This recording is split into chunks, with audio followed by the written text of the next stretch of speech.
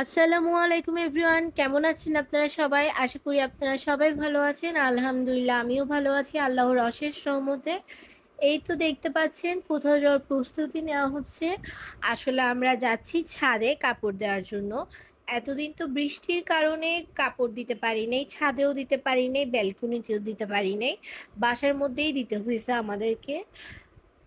এই তো দেখেন মাশাল্লাহ অনেক ভালোই রোদ উঠছে, তাই আজকে ভাবলাম ছাদে দেওয়া হোক কাপড়গুলা। তাই ছাদে যাচ্ছি। এই তো বাচ্চারাও আসছে, আসলে আমি যেখানেই যাব বাচ্চারাও সেখানে যাবে, মানে ওরা আমাকে কখনোই একা ছাড়বে না। আমি ছাদে যাব শুনছে, তো দুইটা বাচ্চা কান্না শুরু করে দিছে, তারাও যাবে। তো আর কি করার, ওদেরকেও নিয়ে আসি। ওরা যে সিঁড়ি দিয়ে উঠতেছে দেখেন না, কিরকম টুকুর টুকুর করে উঠতেছে। মাশাল্লাহ অনেক কিউট লাগতেছে।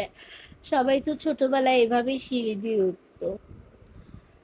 এগুলা হচ্ছে যে ফুল বাগান, কিন্তু এখানে কাপড় শুকাতে দেওয়া যাবে না, তাই আমরা উপরের ছাদে উঠতেছি। মানে আমাদের চারটা ছাদ মূলত। উপরের দুইটা ছাদ হচ্ছে কাপড় শুকাতে দেওয়ার জন্য, আর নিচের দুইটা ছাদ হচ্ছে ফুলের বাগান করার জন্য, মানে যার ইচ্ছা সেই মানে ফুল গাছ লাগাতে পারবে। ওই ছাদে জায়গা ছিল না বলে আমরা এই ছাদে চলে আসছি। এই তো আমাদের কাপড় এই ছাদে শুকাতে দেওয়া হচ্ছে। এখানে ছোট্ট একটা ফল বাগান আছে, আমি আপনাদেরকে দেখাচ্ছি। এখন যদিও তেমন কোনো ফল নাই, কিছুদিন আগেও ছিল, এখন নাই।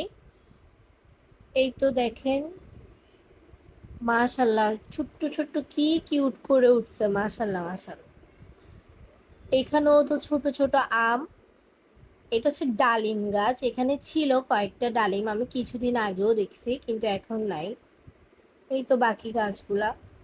আচ্ছা, গাছের মধ্যে জুতা লাগানোর সায়েন্সটা না আমি আজও মানে বুঝলাম না।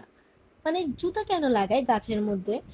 আমি কয়েকটা মানে ছাদ বাগানে এরকম দেখছি, মানে ফল গাছের মধ্যে বা পেয়ারা বা আম গাছের মধ্যে এরকম না জুতা লাগায় রাখে। কেন লাগায় রাখে? আপনারা কিন্তু জানলে আমাকে অবশ্যই জানাবেন।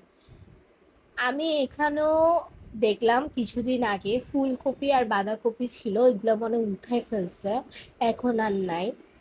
এই পাশটাতেই ছিল ঠিক, হ্যাঁ এই তো এই পাশটাতেই ছিল ঠিক, মানে ফুলকপি আর বাঁধাকপি ছিল, এখন এগুলো তো নাই, দেখতেছি না। এই তো চলে আসছি ফুল বাগানে, আপনাদেরকে দেখাই এই বাগানটা। এখানে কিন্তু অনেক ফুল ফুটে মাশাল্লাহ, কিন্তু এখন তেমন কোনো ফুল নাই।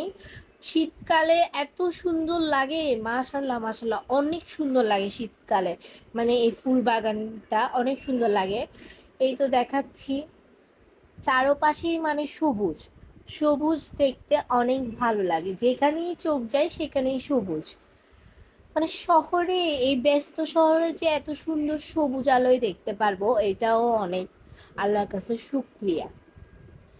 কারণ এখানে তো সব বড় বড় দালান কোঠা, গাড়ি ঘোড়া আর কি, এগুলাই। কিন্তু সবুজ দেখতে পাচ্ছি, এটাই অনেক। গ্রামে তো মাশাল্লাহ যেখানেই চোখ যাবে সেখানেই সবুজ খোলা মাঠ। এই তো এখানে দেখতে পাচ্ছেন কাঠগোলাপ, আমার সবচাইতে প্রিয় ফুল, অনেক কিউট লাগে আমার কাঠগোলাপ। এই তো এখন আমরা আরেকটা ছাদ বাগানে যাচ্ছি। এগুলো হচ্ছে কমিউনিটি সেন্টার। দুই ছাদের মধ্যে দুইটাই কমিউনিটি সেন্টার আছে, কারো অনুষ্ঠান হলে বা কোনো প্রোগ্রাম থাকলে এখানে করতে পারবে। এই ছাদটাতে অনেক সুন্দর সুন্দর ফুল গাছ ছিল, কিন্তু যিনি লাগাইছে ওনার হঠাৎ কি হয়েছে কে জানে, উনি এগুলো সবগুলো সরাই ফেলছে। পৃথিবীটা কত সুন্দর তাই না? পৃথিবীটা যদি এত সুন্দর হয়, তাহলে পৃথিবী যে সৃষ্টি করছে সেই সৃষ্টিকর্তা কতই না সুন্দর, ভাবতেই অনেক অবাক লাগে তাই না?